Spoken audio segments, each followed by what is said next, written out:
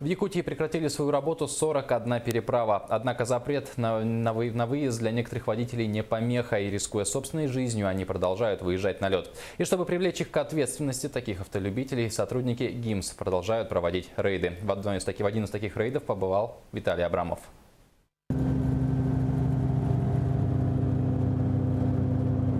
Вот так на перегонки с фурами и уазиками сейчас курсируют суда на воздушных подушках по маршруту Якутск-Нижний Бестях. Отчаянные водители, пренебрегая всеми правилами, создают аварийные ситуации для пассажирских судов. Опасно, конечно. На реке воды очень много, колея. Вот для маленьких машин, конечно, это не фонтан ходить.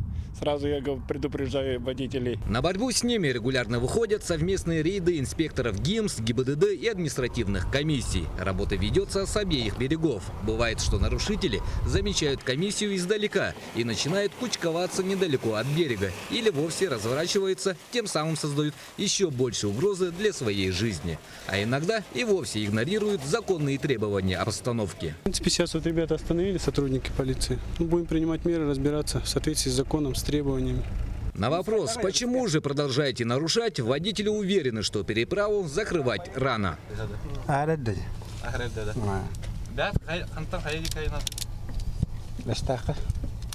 Но у специалистов совсем другие данные, и им мы склонны доверять больше. Толщина, значит, сейчас где-то 140 сантиметров на реке Леты, но структура изменилась.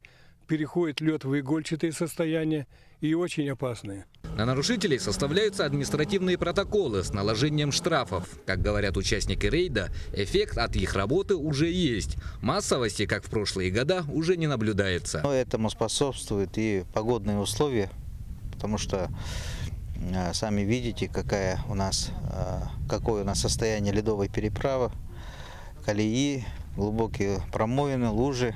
А тем временем сезонные дороги продолжают закрываться. Только за сегодняшний день запрещен проезд по 8 переправам. С 21 апреля закрываются оставшиеся 4 ледовые переправы в Нюрбинском районе. Остаются ледовые переправы только в северных районах со сроками закрытия, начиная с 25 апреля по 10 мая.